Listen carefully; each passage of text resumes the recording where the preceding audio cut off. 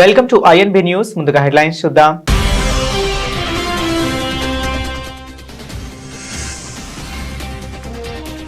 జమ్మూ కాశ్మీర్లోని సోపోర్లో భద్రతా దళాలు జాయింట్ ఆపరేషన్, భారీగా ఆయుధాలు, ఐఈడీ స్వాధీనం.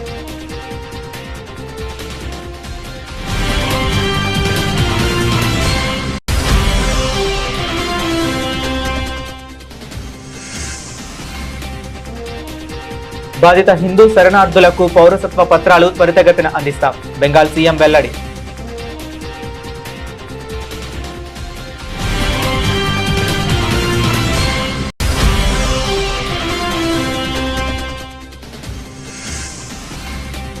గత ప్రభుత్వం మా వినతులను పట్టించుకోలేదు, తమిళనాడు సీఎంను కలిసి ధన్యవాదాలు తెలిపిన రైతు ప్రతినిధులు.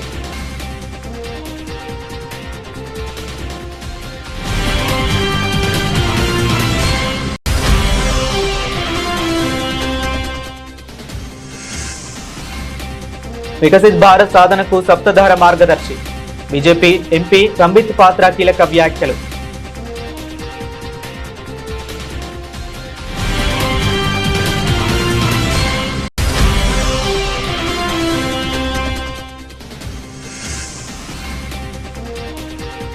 ఇస్లాంలో హిజాజ్ అత్యవసరం కాదు, విద్యార్థిని పిటిషన్ కొట్టేసిన అలహాబాద్ కోర్టు.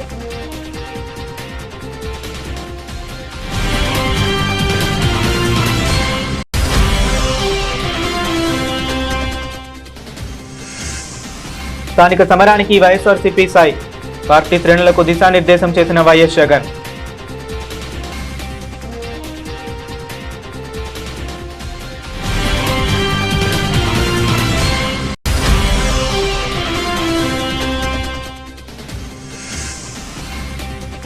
విదేశీ యూనివర్సిటీలను ఎక్కడికి ఆహ్వానిస్తాం, సీఎం రేవంత్ రెడ్డి కీలక వ్యాఖ్యలు.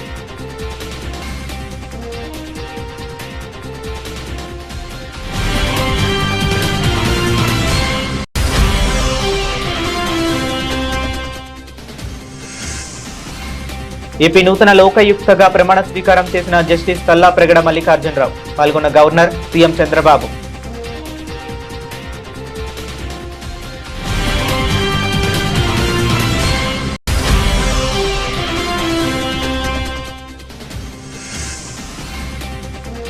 రాత్రికి రాత్రే భూములు 22A పెట్టారు, షాపూర్ నగర్ 22A బాధితుల భేటీలో హరీష్ రావు ధ్వజం.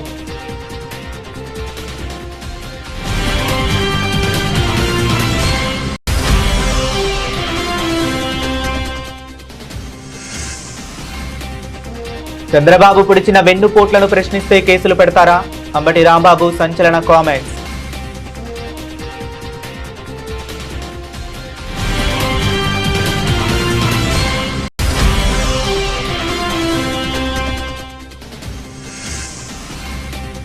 ఫీజు రీయింబర్స్మెంట్ బకాయిలపై సమరం, బీజేపీ ఆధ్వర్యంలో 48 గంటల నిరాహార దీక్ష.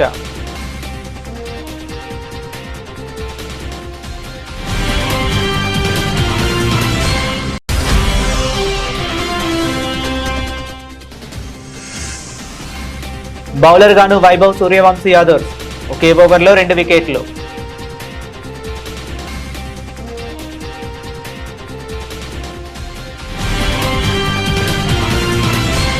జమ్మూ కాశ్మీర్లోని బారాముల్లా జిల్లా సోపోర్ ప్రాంతంలో భద్రతా దళాలు నిర్వహించిన సంయుక్త తనిఖీల్లో భారీగా ఆయుధాలు, మందగుండు సామగ్రి మరియు ఐఈడీ పేలుడు పదార్థాలు లభ్యమయ్యాయి. ఉగ్రవాదులు ఏదో పెద్ద కుట్రకు ప్లాన్ చేస్తున్నారన్న పక్కా సమాచారంతో ఆర్మీ, జమ్మూ కాశ్మీర్ పోలీసులు మరియు సిఆర్పీఎఫ్ బలగాలు సంయుక్తంగా శోధనా చర్యలు చేపట్టాయి. సోపోర్ పరిధిలో అనుమానాస్పద ప్రాంతాలను చుట్టుముట్టిన భద్రతా బలగాలు గాలింపు చర్యలు నిర్వహించాయి. ఈ క్రమంలో దాచి ఉంచిన తుపాకులు, నిండిన మ్యాగజైన్లు, తులనాత్మకంగా ప్రమాదకరమైన ఐఈడీ పేలుడు సామగ్రిని అధికారులు స్వాధీనం చేసుకున్నారు. భద్రతా దళాల సమయస్ఫూర్తితో ఒక పెద్ద ప్రమాదం తప్పిందని అధికారులు వెల్లడించారు. ప్రాంతంలో ఉగ్రవాదుల సంచారం మరియు ఆయుధాల నిల్వలపై అందిన ఖచ్చితమైన ఇన్పుట్స్ ఆధారంగా ఈ కార్డెన్ సర్చ్ ఆపరేషన్ చేపట్టడం జరిగింది. శోధనలో బయటపడిన ఆయుధాలు, ఐఈడీ పరికరాలను సీజ్ చేసి చట్టపరమైన చర్యలు ప్రారంభించాం. ఈ ఆయుధాలను ఎక్కడి నుంచి తీసుకువచ్చారు, ఎవరిని లక్ష్యంగా చేసుకుని దాచారనే కోణాల్లో దర్యాప్తు కొనసాగుతుంది. పశ్చిమ బెంగాల్లో పౌరసత్వ సవరణ చట్టం అమలుపై ప్రభుత్వం వేగం పెంచింది. బంగ్లాదేశ్ నుంచి మతపరమైన వేధింపుల కారణంగా వచ్చిన శరణార్థుల పౌరసత్వ దరఖాస్తులపై తక్షణ విచారణ చేపట్టి వేగంగా పౌరసత్వ ధృవీకరణ పత్రాలు జారీ చేస్తామని పశ్చిమ బెంగాల్ ముఖ్యమంత్రి సువేందు అధికారి స్పష్టం చేశారు. రాష్ట్ర సచివాలయంలో నిర్వహించిన విలేకరుల సమావేశంలో ముఖ్యమంత్రి వివరాలను వెల్లడించారు. పౌరసత్వ ధృవీకరణ పత్రాల జారీ ప్రక్రియను జిల్లా కలెక్టర్లు, మెజిస్ట్రేట్ల పర్యవేక్షణలో త్వరితగతిన పూర్తి చేయాలని ఆదేశించినట్లు తెలిపారు. రాష్ట్ర వ్యాప్తంగా వచ్చిన దరఖాస్తుల పురోగతిని సమీక్షిస్తూ మిగిలిన దరఖాస్తుల పరిష్కారానికి మొదటి ప్రాధాన్యత ఇస్తున్నామని ఆయన ప్రకటించారు. మతపరమైన వేధింపుల కారణంగా బంగ్లాదేశ్ నుంచి వచ్చిన శరణార్థుల దరఖాస్తులను ప్రాధాన్యత ప్రాతిపదికన పరిశీలిస్తున్నాం. విచారణ ప్రక్రియను త్వరగా పూర్తి చేసి వారికి తక్షణమే పౌరసత్వ ధృవీకరణ పత్రాలు అందజేస్తాం. ఇప్పటి వరకు వేలాది మంది పత్రాలు అందగా పెండింగ్ లో ఉన్న దరఖాస్తుల ప్రక్రియను వేగవంతం చేయడానికి పూర్తి చర్యలు తీసుకుంటున్నాం అని ముఖ్యమంత్రి వివరించారు. সিটিজেনশিপ অ্যামেন্ডমেন্ট অ্যাক্টের যে সিএ শুনানি এবং সার্টিফিকেট ইস্যুর অধিকার পশ্চিমবঙ্গ সরকারকে দিয়েছেন। আমরা জেলা শাসকদের মাধ্যমে দ্রুত যে 2,30,000-এর মধ্যে 23,000 সার্টিফিকেট পেয়েছেন, 2,07,000 বাকি আছে এবং এখনও যারা আবেদন করেননি এর ফলে তারা করতে পারবেন এবং আমরা দ্রুততার সঙ্গে শুনানি সম্পন্ন করে ধর্মীয় উৎপীড়নের কারণে আসা বাংলাদেশ থেকে হিন্দু শরণার্থীদের সার্টিফিকেটও দিয়ে দিতে পারবো। এই অধিকার রাজ্য সরকার এখন আমার কাছ থেকে বুঝে নেবেন আপনারা। বিশেষ করে আমাদের হিন্দু শরণার্থী মতুয়া যারা দীর্ঘদিন ধরে আশায় ছিলেন, যারা আমাদের ক্ষমতায় বসিয়েছেন, এবারে সার্টিফিকেট আমার কাছ থেকে বুঝে নেবেন। এই দায়িত্বভার ভারত সরকার আমার হাতেই দিয়ে দিয়েছে। তার গেজেট নোটিফিকেশনের কপিটা আমি আপনাদের জানালাম। చెన్నై పరందూర్ ఎయిర్పోర్ట్ ప్రాజెక్టు రద్దు నిర్ణయంపై స్థానిక రైతులు హర్షం వ్యక్తం చేస్తున్నారు. పరందూరు ప్రాంతానికి చెందిన రైతు ప్రతినిధుల బృందం సోమవారం తమిళనాడు ముఖ్యమంత్రి సి జోసెఫ్ విజయ్ ను నేరుగా కలిసింది. వ్యవసాయ భూములు, పల్లెల ఉనికిని కాపాడుతూ పరందూర్ ఎయిర్పోర్ట్ ప్రాజెక్టును రద్దు చేసేందుకు ముఖ్యమంత్రికి వారు ప్రత్యేక కృతజ్ఞతలు తెలిపారు. గత ప్రభుత్వం తమ ఆవేదనను, విన్నపాలను పూర్తిగా పక్కన పెట్టేసిందని, కానీ సీఎం విజయ్ నాయకత్వంలోని ప్రభుత్వం తమ గోడును ఆలకించి ప్రాజెక్టును రద్దు చేసిందని రైతు ప్రతినిధులు పేర్కొన్నారు. ఈ సంతోషకరమైన సందర్భాన్ని గుర్తు చేసుకుంటూ ఏకనాపురం గ్రామంలోని ప్రధాన వీధికి ముఖ్యమంత్రి సి జోసెఫ్ విజయ్ పేరును నామకరణం చేసినట్లు రైతు ప్రతినిధుల బృందం ప్రకటించింది. பரந்தூர் வட்டார விவசாய பெருங்குடி மக்கள் தங்கள் வாழ்வாதாரம் பறிபோகிறது, நஞ்சை நிலங்களும் புஞ்சை நிலங்களும் அழிக்கிறார்களே, வரலாற்று சிறப்புமிக்க 1100 ஆண்டு காலம் உள்ள கம்பன் கால்வாய் அழிக்கப்படுகிறது, சம்பரம்பாக்கம் ஏரிக்கு வரக்கூடிய நீர்வரத்து அழிக்கப்படுகிறது, சென்னைக்கு மேற்கு பகுதியில் இருக்கக்கூடிய இந்த பரந்தூர் பகுதியிலிருந்து தான் வெள்ளம் சென்னையை நோக்கி வருகிறது. கட்டிடங்களாலும் மற்ற இன்ஃப்ராஸ்ட்ரக்சராலும் அது தடுக்கப்பட்டால் சென்னை வெள்ளத்தால் பாதிக்கப்படுமே. அரக்கோணம் நேவி என்கின்ற பகுதி ஒரு 15 கிலோமீட்டர் தூரத்திலே தென்னிந்தியாவின் கடற்படை விமானதளம் உள்ளது. பறவைகள் வேடந்தாங்கல் சரணாலயத்துக்கு பறந்து வரக்கூடிய பகுதி ஆகியச்சு. நஞ்ச நிலங்கள் 2500 ஏக்கரும், புஞ்ச நிலங்கள் 1300 ஏக்கரும் இருக்கிறது. அங்கே நாளில் ஒரு பகுதி நீர்நிலையாச்சு. 12 ஏரி, 17 குளம், 17 குட்டை என்று 26% நீர்நிலை உள்ள இடத்தை ஏன் தேர்ந்தெடுத்தீர்கள் என்று நாங்கள் பல்வேறு ஆவணங்களோடு அவர்களை சந்தித்தோம். 2 கட்ட பேச்சுவார்த்தை கூட நடத்தினோம். நாங்கள் விவசாய பெருங்குடி மக்கள் அந்த பகுதியில் விமான వికసిత్ భారత్ లక్ష్య సాధనలో సప్తధార ఒక దివ్యమైన మార్గదర్శిగా నిలుస్తుందని భారతీయ జనతా పార్టీ ఎంపీ సంబిత్ పాత్ర పేర్కొన్నారు. దేశాన్ని అన్ని రంగాల్లో అగ్రపథంలో నిలిపేందుకు కేంద్ర ప్రభుత్వం స్పష్టమైన ప్రణాళికతో ముందుకు వెళుతుందని ఆయన స్పష్టం చేశారు. సాంకేతికత, వ్యవసాయ రంగం, ఆహార ఉత్పత్తులు మరియు తయారీ రంగాల బలోపేతమే ఈ సప్తధార ముఖ్య ఉద్దేశమని సంబిత్ పాత్ర వివరించారు. దేశీయంగా ఉత్పత్తుల నాణ్యతను గణనీయంగా పెంచి అంతర్జాతీయ మార్కెట్లో పోటీతత్వాన్ని పెంపొందించడమే తమ ప్రభుత్వ ప్రాథమిక లక్ష్యమని వెల్లడించారు. ఈ సందర్భంగా రాజకీయ నాయకుల తీరుపై ఆయన ఆసక్తికరమైన వ్యాఖ్యలు చేశారు. जो सप्त धारा है मतलब 7, ये एक रोड मैप है। क्या है ये रोड मैप? एक विकसित भारत बनाने के लिए। पहली धारा कौन सी है? पहली धारा है मैन्युफैक्चरिंग पावर। किस प्रकार देश के मैन्युफैक्चरिंग पावर को बढ़ाया जाए, किस प्रकार से एक रोबस्ट डोमेस्टिक वैल्यू चेन बनाया जाए, किस प्रकार से रॉ प्रोडक्ट से फिनिश प्रोडक्ट तक संपूर्ण रूप से भारतवर्ष में मैन्युफैक्चरिंग हो, किस प्रकार जीरो डिफेक्ट प्रोडक्ट भारत में बनाए जाए, किस प्रकार प्रेसिशन मैन्युफैक्चरिंग, एकदम प्रेसिशन के साथ मैन्युफैक्चरिंग इंडिया में हो, और किस प्रकार हाईली कॉम्पिटिटिव फैक्ट्री भारतवर्ष में बने और सुपीरियर क्वालिटी प्रोडक्ट्स का मैन्युफैक्चरिंग भारत में हो। कई देशों के प्रोडक्ट्स आते हैं, वो सुपीरियर क्वालिटी के नहीं होते।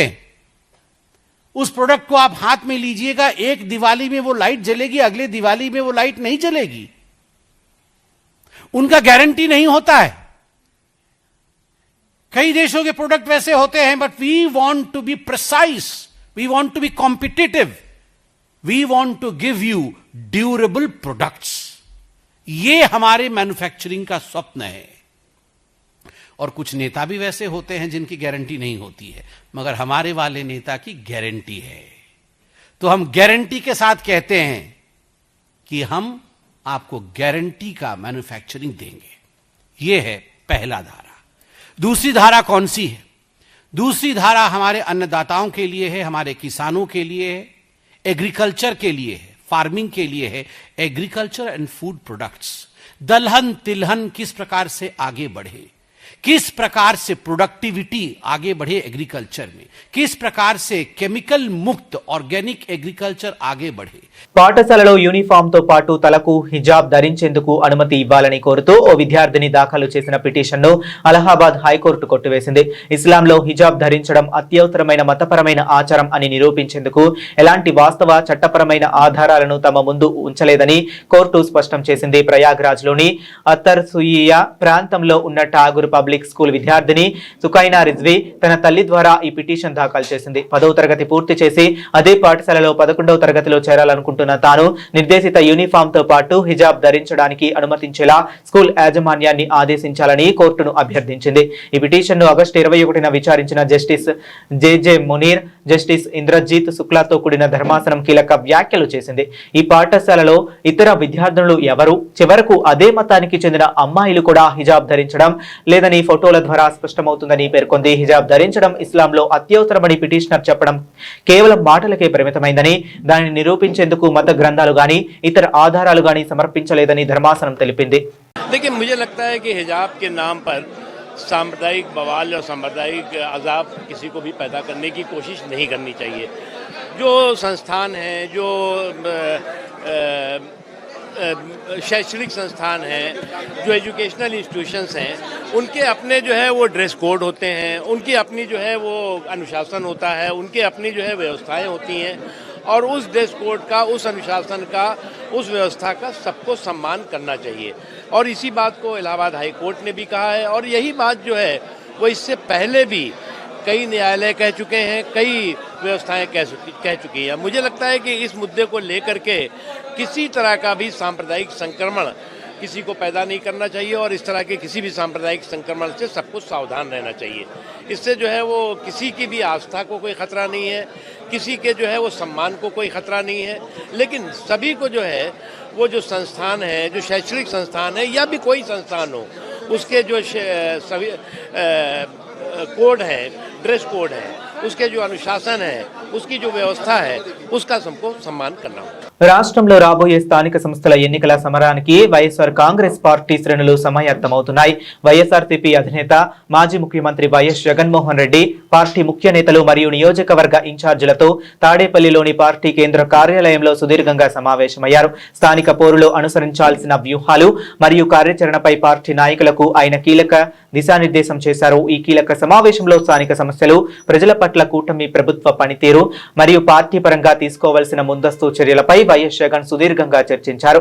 గ్రామ స్థాయి నుంచి పార్టీ వ్యవస్థను మరింత బలోపేతం చేయాలని, నిరంతరం ప్రజల్లోనే ఉంటూ వారి సమస్యలపై పోరాడాలని నాయకులకు పిలుపునిచ్చారు. ఈ పరిణామాలపై వైఎస్ఆర్సీపీ సీనియర్ నాయకుడు మాజీ మంత్రి సాకే శైలజనాథ్ విలేకరుల సమావేశంలో మాట్లాడారు. కూటమి ప్రభుత్వ కుట్రలు, కుతంత్రాలను ప్రజల ముందుకు ఉంచుతామని ఆయన వెల్లడించారు. ముందస్తుగా గాని, నిర్ణీత సమయంలో గాని ఎలాంటి ఎన్నికలు వచ్చినా ఎదుర్కొనేందుకు వైఎస్ఆర్ కాంగ్రెస్ పార్టీ పూర్తి స్థాయిలో సిద్ధంగా ఉందని ధీమా వ్యక్తం చేశారు. వెన్నుపోటు పార్టీ నాయకుడు కుట్రలు కుతంత్రాలతో బలహీన వర్గాల్ని మోసం చేస్తూ సుప్రీంకోర్టు తీర్పు ఉన్నప్పటికి కూడా 50% దాటకుండా రిజర్వేషన్లు ఉండాలి అన్న దాన్ని కూడా పక్కకు పెట్టేటట్లు చూపిస్తూ ఒక ద్రోహ చింతనతో చేసిన ప్రకటనని ప్రజల్లోకి తీసుకెళ్లాల్సిందిగా జగన్ రెడ్డి గారు చెప్పారు. వాస్తవం అది. ఈ రోజున తెలంగాణలో కానీ గతంలో కానీ 50% దాటిన తర్వాత రిజర్వేషన్ ఎలక్షన్స్లో ఆ ఎన్నికల్ని ఆపిన సంగతి ఇక్కడ అందరికీ తెలిసిన విషయమే. చంద్రబాబు నాయుడు గారికి అతని పక్కనున్న వాళ్ళకి ప్రజల జ్ఞాపక శక్తి ఎక్కువ ఉండదని అనుకుంటూ ఉంటారు కాబట్టి నిరంతరం అబద్ధాలు చెప్పే ప్రయత్నం చేస్తారు, మోసం చేసే ప్రయత్నం చేస్తారు. వైఎస్ఆర్ కాంగ్రెస్ పార్టీగా ఎప్పుడు ఎన్నికలు పెట్టినా సరే ఎదుర్కోవడానికి సిద్ధంగా ఉన్నాం. ప్రజల్ని నమ్ముకున్న వాళ్ళం. జనం కోసం రాజకీయాలు చేసే జగన్మోహన్ రెడ్డి గారి నాయకత్వాన ప్రజలకు మంచి చేశాం కాబట్టి ధైర్యంగా ఉన్నాం. ఖచ్చితంగా రాబోయే స్థానిక సంస్థల ఎన్నికల్లో వైఎస్ఆర్ కాంగ్రెస్ పార్టీ ఘన విజయాన్ని సాధించబోతా ఉందని స్పష్టంగా చెప్తా ఉన్నాం. అదే ఆశాభావాన్ని మా నాయకులు వ్యక్తం చేశారు. ఇంకా చెప్తా ఉన్నాం, మీ దుర్మార్గాల్ని దౌర్జన్యాలను ఎదుర్కోవడం కోసం వైఎస్ఆర్ కాంగ్రెస్ పార్టీ కార్యకర్తలు సిద్ధంగా ఉన్నారు. కార్యకర్తలకు అండగా ఉండమని నాయకుడు నిర్దేశించడం జరిగింది. రాష్ట్రంలో విదేశీ విద్యావకాశాలు మరియు ఉన్నత విద్యపై తెలంగాణ ముఖ్యమంత్రి రేవంత్ రెడ్డి ఆసక్తికరమైన వ్యాఖ్యలు చేశారు. కేవలం ఆర్థిక స్తోమత ఉన్నవారికి మాత్రమే విదేశాల్లో చదువుకోవటానికి అవకాశాలు లభిస్తున్న ప్రస్తుత పరిస్థితులపై ఆయన మాట్లాడారు. ప్రతిభ ఉన్నప్పటికీ పేద మధ్యతరగతి విద్యార్థులు విదేశీ విద్యకు దూరమవుతున్నారని ఆవేదన వ్యక్తం చేశారు. విదేశాల్లో విద్యను అభ్యసించడానికి రాష్ట్ర ప్రభుత్వం తరపున స్కాలర్షిప్లు అందిస్తూ ప్రోత్సహిస్తున్నప్పటికీ అవి విద్యార్థులందరికీ అవసరాలకు సరిపోవటం లేదని ముఖ్యమంత్రి రేవంత్ రెడ్డి అభిప్రాయపడ్డారు. ఈ సమస్యకు శాశ్వత పరిష్కారంగా అంతర్జాతీయ స్థాయికి చెందిన ప్రతిష్టాత్మక యూనివర్సిటీలను తెలంగాణకి ఆహ్వానించాలని ప్రభుత్వం యోచిస్తున్నట్లు వెల్లడించారు. ఇంగ్లాండ్ లో నేను ఆక్స్ఫర్డ్ యూనివర్సిటీ వెళ్ళడం జరిగింది. ఆక్స్ఫర్డ్ యూనివర్సిటీ హైదరాబాద్ కు టీమ్ ను పంపించి ఇక్కడ ఆక్స్ఫర్డ్ యూనివర్సిటీ స్టార్ట్ చేయడానికి పరిస్థితులను పరిశీలిస్తామని మనకు అష్యూరెన్స్ ఇచ్చారు. కేంబ్రిడ్జ్ యూనివర్సిటీకి వెళ్ళిన ఎంసీహెచ్ఆర్డి క్యాంపస్ లో షార్ట్ టర్మ్ కార్యక్రమాలను నిర్వహించే విషయాన్ని వాళ్ళు పరిశీలిస్తామని మనకు అష్యూర్ చేశారు. భారత్ ఫ్యూచర్ సిటీలో ఆఫ్ షోర్ క్యాంపస్ పెట్టడానికి కూడా మేము పరిశీలిస్తామని చెప్పారు. యూనివర్సిటీ ఆఫ్ లండన్ హైదరాబాద్ లో లండన్ యూనివర్సిటీ ఆఫ్ క్యాంపస్ ఏర్పాటు అంగీకరించింది. సంబంధిత అధికారులను కలిసిన లండన్ స్కూల్ ఆఫ్ ఎకనామిక్స్ వాళ్ళతోనే మాట్లాడిన వాళ్ళు హైదరాబాద్ కి టీంలను పంపిస్తామన్నారు. అదే విధంగా లండన్ బిజినెస్ స్కూల్ వీళ్ళతో మాట్లాడుతూ కూడా ఎంసీహెచ్ఆర్డి లో షార్ట్ టర్మ్ కోర్సులను వాళ్ళు ప్రారంభించడానికి చేశారు. అదే విధంగా అమెరికాలో కూడా Harvard university campus, Boston MIT campus, north eastern campus, Virginia tech university వీటన్నిటిని కూడా కలిసి ఈ రోజు మనకు హార్వర్డ్ యూనివర్సిటీ మన దగ్గర ఆఫ్ షోర్ క్యాంపస్ గానీ లేకపోతే షార్ట్ టర్మ్ కోర్సులని ఇక్కడ ప్రారంభించడానికి మనం ఒప్పందం చేసుకుంటున్నాం. ఈ రోజు ఒక ముఖ్యమంత్రిగా, విద్యాశాఖ మంత్రిగా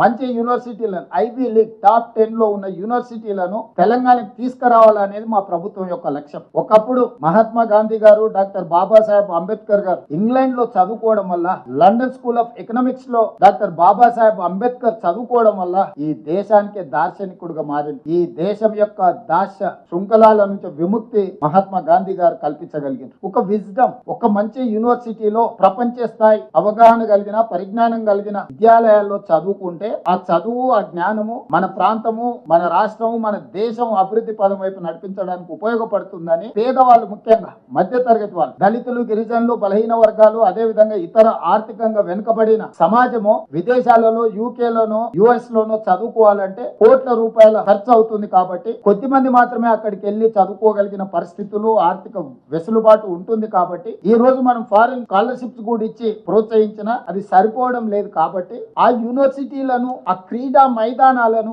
ఇక్కడికి తీసుకురావాలి. అవి ఇక్కడికి వస్తే ఈ రోజు పదుల్లో విదేశాలకు వెళ్లే వాళ్ళు వేలల్లో మన దగ్గర చదువుకోవడానికి అవకాశం ఉంటుంది. ఒక మంచి క్రీడాకారులను మనం తయారు చేయడానికి అవకాశం ఉంటుంది. ఆంధ్రప్రదేశ్ నూతన లోకాయుక్తగా హైకోర్టు మాజీ న్యాయమూర్తి జస్టిస్ తల్లాప్రగడ మల్లికార్జునరావు ప్రమాణ స్వీకారం చేశారు. విజయవాడలోని లోక్ భవన్ దర్బార్ హాలులో ఈ ప్రమాణ స్వీకార కార్యక్రమం ఎంతో వైభవంగా జరిగింది. రాష్ట్ర governor S Abdul Nazeer justice Tallapragada మల్లికార్జునరావుతో లోకాయుక్తగా ప్రమాణం చేయించారు. ఈ మహోత్సవానికి రాష్ట్ర ముఖ్యమంత్రి నారా చంద్రబాబు నాయుడు, ప్రభుత్వ ఉన్నతాధికారులు మరియు పలువురు న్యాయ కోవిదులు హాజరయ్యారు. ప్రమాణ స్వీకార అనంతరం గవర్నర్ అబ్దుల్ నజీర్, సీఎం చంద్రబాబు నాయుడు నూతన లోకాయుక్తకు పుష్పగుచ్చాలు అందించి ప్రత్యేక అభినందనలు తెలియజేశారు. I, Tallapregada Mallikarjunarao, having been appointed Lokayukta for the state of Andhra Pradesh, Lokayukta for the state of Andhra Pradesh, do swear in the name of God do swear in the name of God that I will bear true faith that I will bear true faith and allegiance to the Constitution of India and allegiance to the Constitution of India as by law established, as by law established, that I will uphold the sovereignty that I will uphold the sovereignty and integrity of India, and integrity of India, that I will duly and faithfully that I will duly and faithfully and to the best of my ability, knowledge and judgment and to the best of my ability, knowledge and judgment perform the duties of my office perform the duties of my office without fear or favor, without fear or favor, affection or ill will, affection or ill and that I will uphold the Constitution and the laws. and that I will uphold the Constitution and the laws.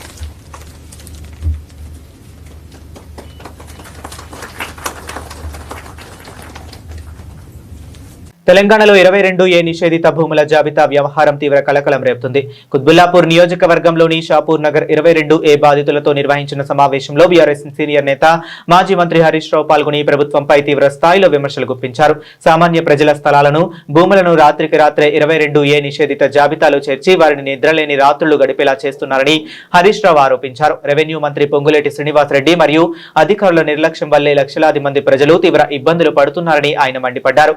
బాధితులందరికీ BRS party అండగా ఉంటుందని, 22A జాబితాను రద్దు చేసే వరకు బాధితుల తరపున పోరాటం కొనసాగిస్తామని ఆయన హామీ ఇచ్చారు.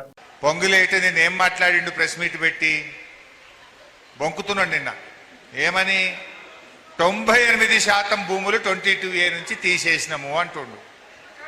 మరి 98% తీసేస్తే ఇన్ని వందల మంది, ఇన్ని కాలనీల ప్రెసిడెంట్లు మా భూములు 22Aలో పెట్టారని ఇక్కడికి ఎందుకు వచ్చారు అని నేను అడుగుతా ఉన్నా. అంటే పెట్టుడు నీవంతు, దరఖాస్తులు పెట్టి ఆఫీసుల చుట్టూ తిరుగుడు ప్రజల వంత. తప్పు చేసింది నువ్వు, చేసిన తప్పును నువ్వే సవరించాలి. ప్రజలెందుకు ఆన్లైన్లో దరఖాస్తులు పెట్టాలి? ప్రజలకెందుకు శిక్ష? ప్రజలెందుకు ఆఫీసుల చుట్టూ తిరగాలి అని నేను అడుగుతా ఉన్నా. ఇలా ఒక భూమి, 2 భూములు కాదు, లక్షలాది మంది ప్రజల ఆస్తులను రాత్రికి రాత్రి నిషేధిత జాబితాలో పెట్టి ఇలా కంటి నిండా నిద్ర లేకుండా చేసినారు. ఏది పద్మారావు నగర్ ఫేజ్ 1 కాలనీ 58 సంవత్సరాల కింద లేఅవుట్ అయిందన్నా. నేను సెకండ్ పర్చేజర్ను. ఇప్పుడు తీసుకుపోయి దాన్ని 22Aలో పెట్టుడు ఇదేమి పిచ్చితనం, ఇదేం తుగ్లక్ చర్య అని చెప్పి పద్మారావు నగర్ చెందిన విజయ్ చెప్తా ఉన్నాడు. అదేవిధంగా నిజాంపేటకి సంబంధించి 1950లో మా ఈ పట్టా భూములు దాన్ని తీసుకుపోయి ఇప్పుడు 22Aలో పెట్టినారు అని చెప్తా ఉన్నారు. చంద్రశేఖర్ ఇంకో మాట చెప్పిండు. Chandrashekar Mudiraj Springfield colony మహబూబ్ నగర్కి చెందిన ఒక కాంగ్రెస్ పార్టీ ఎమ్మెల్యే విల్లాకు 30,000, ప్లాటుకు 30,000 కలెక్ట్ చేస్తున్నాడు. ఆ పైసలు తీసుకపోతేనే గవర్నమెంట్లో పని అవుతుంది అని చెప్పి ఏజెంట్లు తిరుగుతున్నారన్న అని చెప్తున్నాడు. అంటే 22Aల వెట్టుడు, ముఖ్యమంత్రి గారి పొంగులేటి గారి ఏజెంట్లు ఇవాళ తిరుగుతున్నారు. కాలనీల మీద పడి, గ్రామాల మీద పడి, మీరు డబ్బులు ఇయ్యండి, మీది 22Aకి తీసేస్తాము అంటున్నారు. నిన్న ఒక ఆయన తెలంగాణ భవన్కి వచ్చిండు, అమీన్పూర్ అనుకుంటా. మా భూమి ఎందుకు 22Aలో పెట్టిండ్రు అని ఎంఆర్ఓ దగ్గర పోయిందట. మాకు తెలియదు ఆర్టీఓని అడుగుపో అన్నాడట. ఆర్టీఓ దగ్గర పోయిండట. నాకు తెలియదు కలెక్టర్ని అడుగుపో అన్నాడట.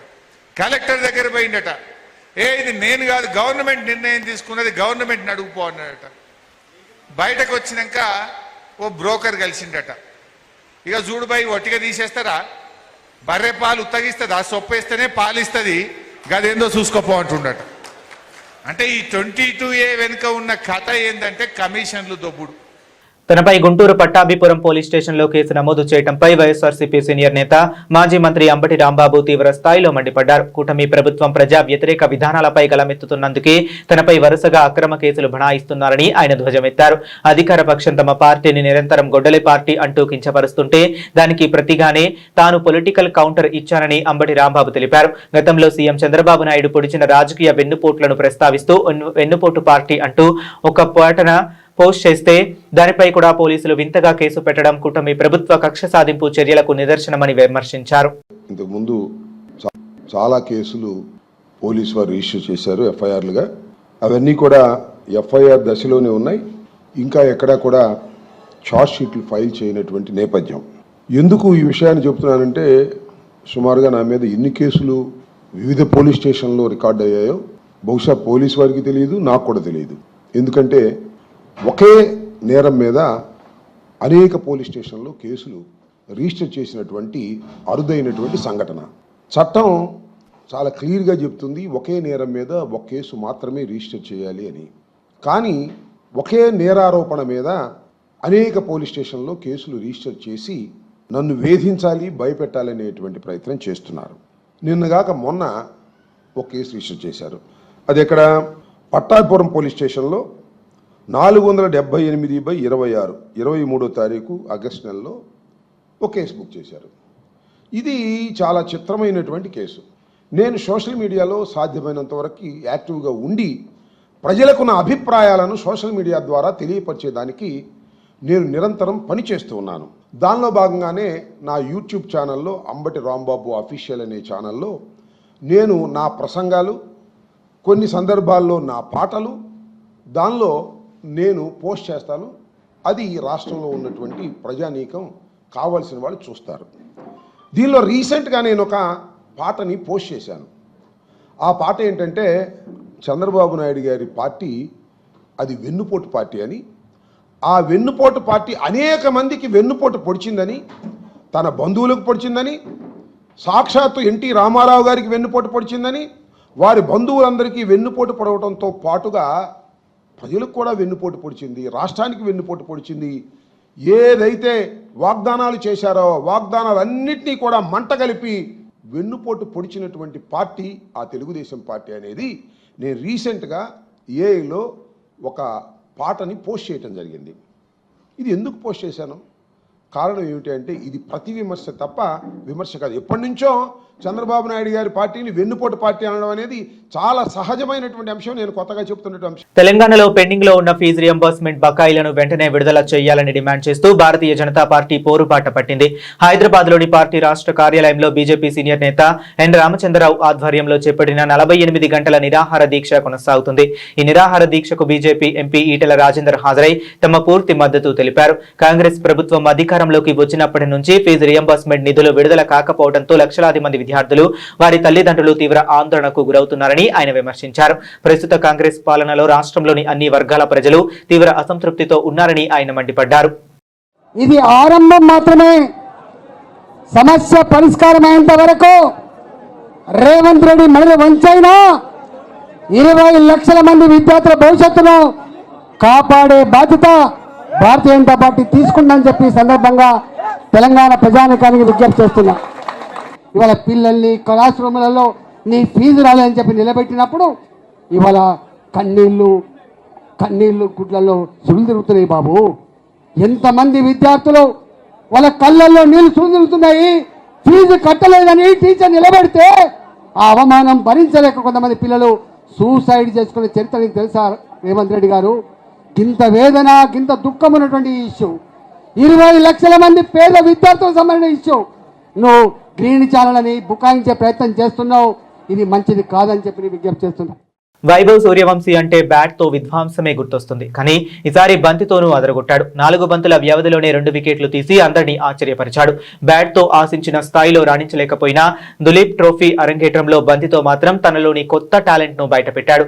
నార్త్ ఈస్ట్ జీవన్ తో జరుగుతున్న క్వార్టర్ ఫైనల్లో ఈస్ట్ జోన్ తొలి ఇన్నింగ్స్ లో 467 పరుగులు చేసింది. సుదీప్ కుమార్ ఘరామి 146, షాబాజ్ అహ్మద్ 167 పరుగులతో రాణించారు. అనంతరం నార్త్ ఈస్ట్ జోన్ ను తొలి ఇన్నింగ్స్ లో 111 పరుగులకే కట్టడి చేసిన ఈస్ట్ జోన్ ఫాలో ఆన్ విధించింది. రెండో ఇన్నింగ్స్ లోనూ నార్త్ ఈస్ట్ జోన్ బ్యాటర్లు తడబడ్డారు. 90 పరుగులకే 8 వికెట్లు కోల్పోయింది. వైభవ్ సూర్యవంశీ తన ఎడమ చేతి స్పిన్ తో ఒకే ఓవర్లో 2 వికెట్లు పడగొట్టాడు. జట్టు తరపున అత్యధికంగా 25 పరుగులు చేసిన కిషన్ లింగ్డో 40 పరుగులు చేసిన ఇమ్లివాటి లింతూర్ను వైభవ్ పెవిలియన్ కు పంపాడు. ఈ 2 వికెట్లు కూడా అతడికి క్యాచ్ల రూపంలో దక్కడం విశేషం. దీంతో వైభవ్ కు ఒకే ఓవర్లో డబుల్ డిలైట్ దక్కించిందని బీసీసీఐ సోషల్ మీడియాలో ప్రశంసించింది. బులెటిన్ ముగించే ముందు మరొకసారి హెడ్లైన్స్ చూద్దాం.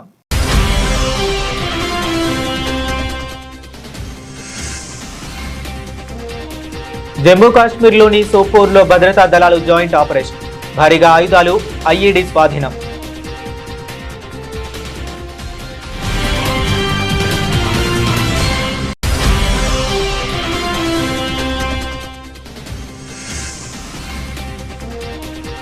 బాధిత హిందూ శరణార్థులకు పౌరసత్వ పత్రాలు త్వరితగతిన అందిస్తాం, బెంగాల్ సీఎం వెల్లడి.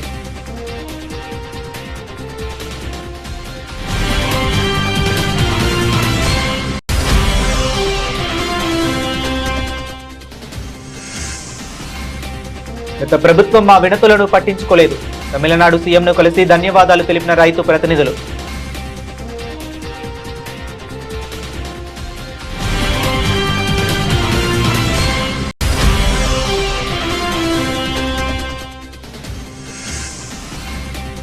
వికసిత్ భారత్ సాధనకు సప్తధార మార్గదర్శి, బీజేపీ ఎంపీ సంబిత్ పాత్ర కీలక వ్యాఖ్యలు.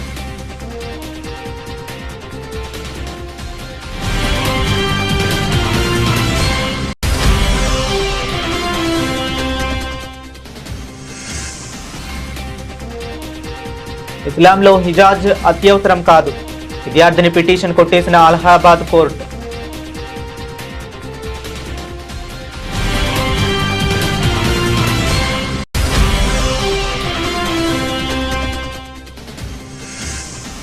స్థానిక సమరానికి వైఎస్ఆర్సీపీ సాయి, పార్టీ శ్రేణులకు దిశానిర్దేశం చేసిన వైఎస్ జగన్.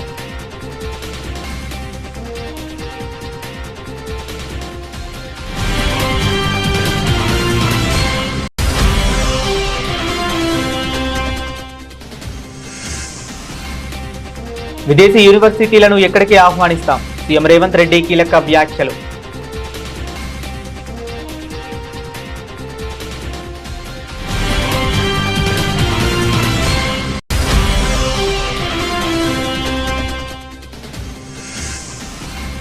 ఏపీ నూతన లోకాయుక్తగా ప్రమాణ స్వీకారం చేసిన జస్టిస్ తల్లాప్రగడ మల్లికార్జునరావు, పాల్గొన్న గవర్నర్, సీఎం చంద్రబాబు.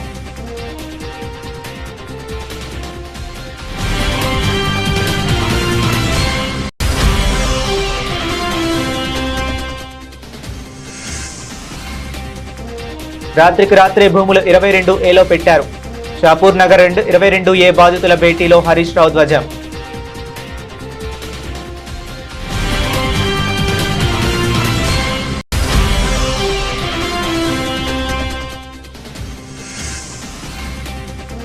చంద్రబాబు పొడిచిన వెన్నుపోట్లను ప్రశ్నిస్తే కేసులు పెడతారా, అంబటి రాంబాబు సంచలన కామెంట్స్.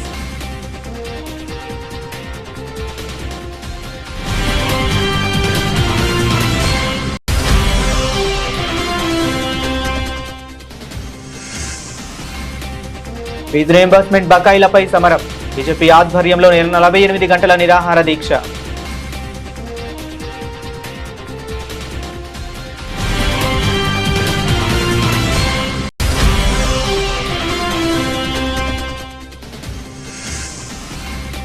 బౌలర్ గాను వైభవ్ సూర్యవంశీ యాదవ్, ఒకే ఓవర్లో 2 వికెట్లు.